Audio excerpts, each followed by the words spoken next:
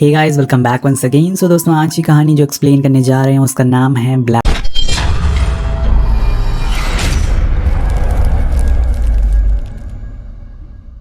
Water lake.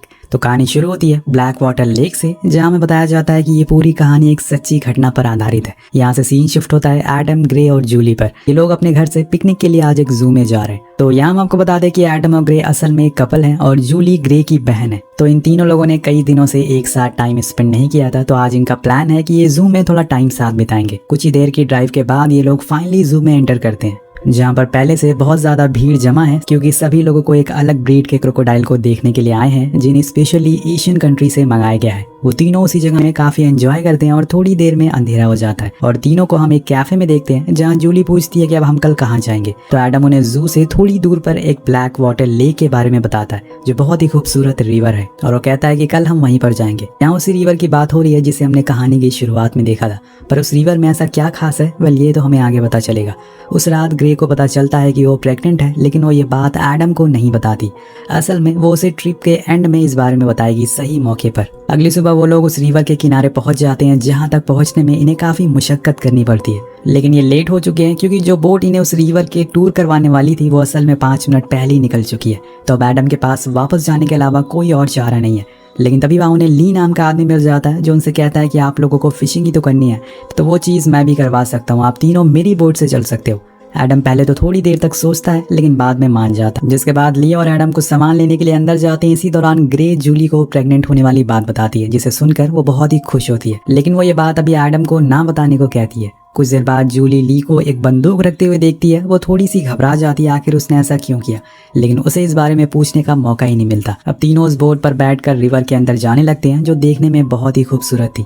चारों तरफ nature था और ताज़ी हवा थी। अब एक जगह रुककर फिशिंग करते हैं, पर वहाँ इनके हाथ कुछ नहीं आता। तो ली कहता है कि अगर हम थोड़ी और अंदर जाएं तो वहाँ हम अच्छी फिशिंग कर सकते हैं।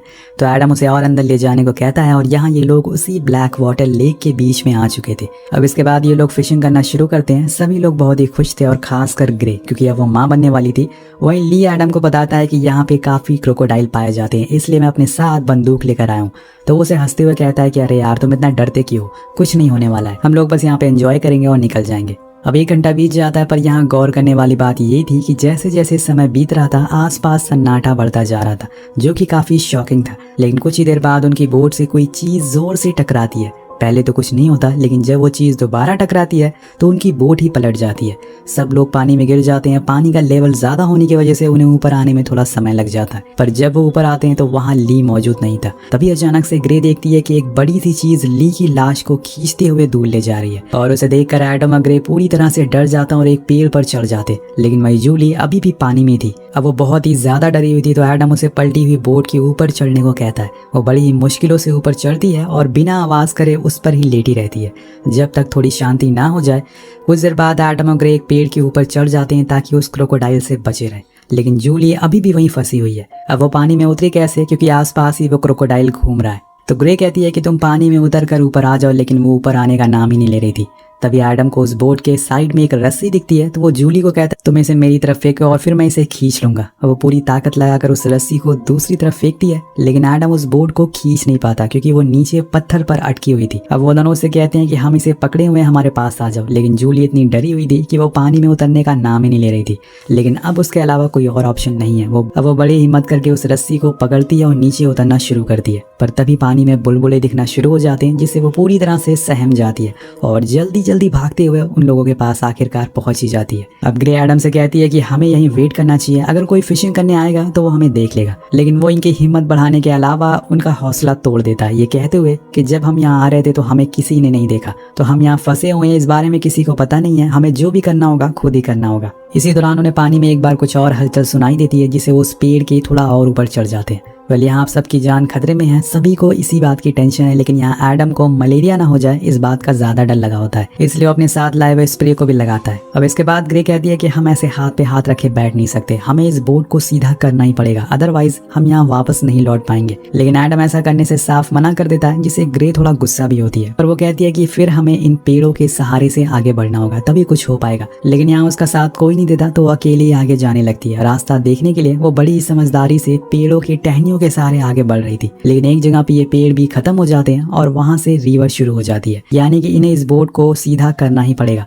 वरना ये यहीं मारे जाएंगे। अब जब वो वापस आ रही होती है तो उसे पानी में कोई चीज दिखती है। वो उसके ऊपर से पत्ते हटाती है तो वहां इंसान का कान था, जिसे देखकर वो फौरन अपने लोगों के पास आ जाती है। तो ये शायद ली का कान हो सकता है। अब तीनों उसी पेड़ पर बैठ जाते हैं और इंतजार करने लगते हैं। समय बीतने लगता है तो एडम अब ग्रे से कहता है कि मैं नीचे जाकर उस बोट को सीधे करता हूँ, तभी कुछ होगा। तुम्हें यकीन करना होगा कि हमें यहाँ कोई नहीं बचाने आएगा। लेकिन ग्रे उसे वहां जाने से मना करती है क्योंकि वो डर रही थी। लेकिन कुछ देर बाद वो भी मान जाती है क्योंकि इसके अलावा इनके पास कोई और रास्ता ही नहीं है। तो अब एडम धीरे धीरे नीचे जाने लगता है। वो उस रस्सी को पकड़कर उस बोट तक पहुंचने लगता है। उसी दौरान उसके पैर से कोई बड़ी सी चीज टकराती है, लेकिन वो बिना डरे आगे बढ़ता रहता है और आखिर में वो उस बोट तक पहुंच ही जाता है। लेकिन वहां जाकर उसे पता चलता है कि ये बोट तो बहुत ही भारी है, इसे अकेले तो सीधा नहीं किया जा सकता और वो उन दोनों को नीचे बुला भी नहीं सकता। वो फैसला करता है कि वो पानी के नीचे जाएगा और नीचे जाकर उसे सीधा करेगा। तो वो सांस रोक कर नीचे जाता है, पर इसी दौरान हमें नीचे कोई अजीब सी चीज दिखती है जिसे पूरी बोट हिलने लगती है और कुछ ही पल में बोट सीधी हो जाती है।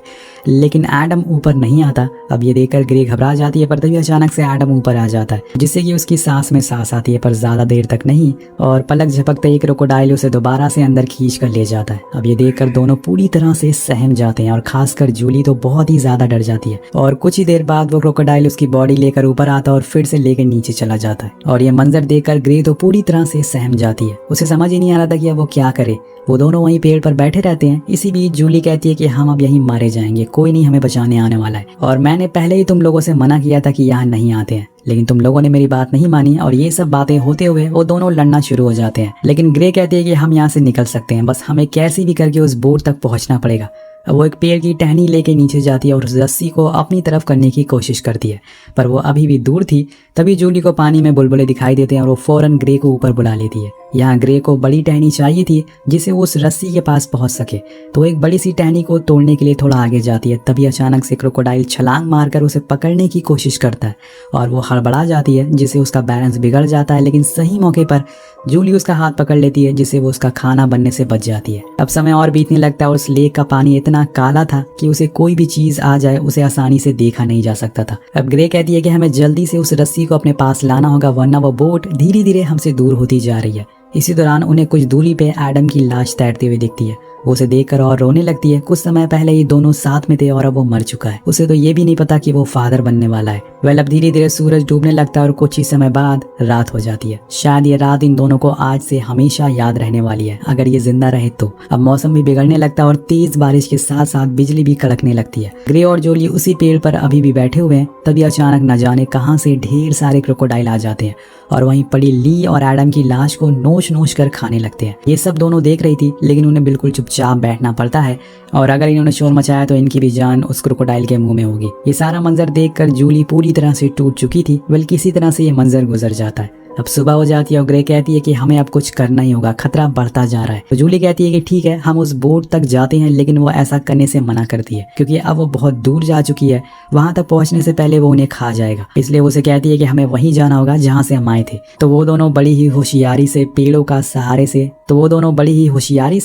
का सहारा लेकर आगे बढ़ना शुरू कर देते हैं।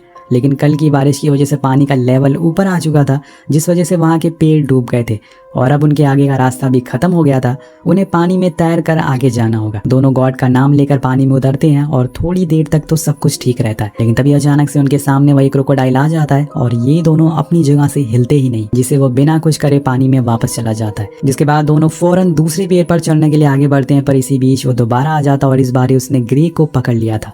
वो उसे पानी में ले जाने लगता और इधर जूली इतनी तेज से चिल्लाती है कि वो क्रोकोडाइल उसे छोड़ देता है और वो उसे लेकर भागकर वापस पेड़ पर आती है। यहाँ ग्रे के पैर में बहुत गहरा घाव हो गया था, जिससे उसका खून बहता ही जा रहा था। अगर उसे जल्दी से ट्रीटमेंट नहीं किया तो वो मारी जाएगी। अब इसी दौरान उसे एक बोट की आवाज भी सुनाई देती है, तो ग्रे फौरन कहती है कि जाकर उसे आवाज लगाओ, लेकिन वो बोट वाले इनकी आवाज सुन नहीं पाते। जिसके बाद जूली अपना गुस्सा उस बोट पर निकालने लगती है जिससे वो आई थी। अब इसी दौरान उसे फिर से पानी में हलचल सुनाई देती है। वो मगरमच्छ दोबारा से आ चुका था। जूली दूर से ही ग्रे को कहती है कि अपना पैर ऊपर करो, लेकिन वो बेहोश थी इसलिए उसे सुनाई नहीं देता। दरअसल जो खून ग्रे के पैरों से निकल रहा था उसकी स्मेल सुनकर वो उसके पास आ गया था, इसलिए वो भागकर अपनी बहन के पास आती है और उसकी चोट पर एक कपड़ा बांधती है जिससे कि ज्यादा खून ना बहे।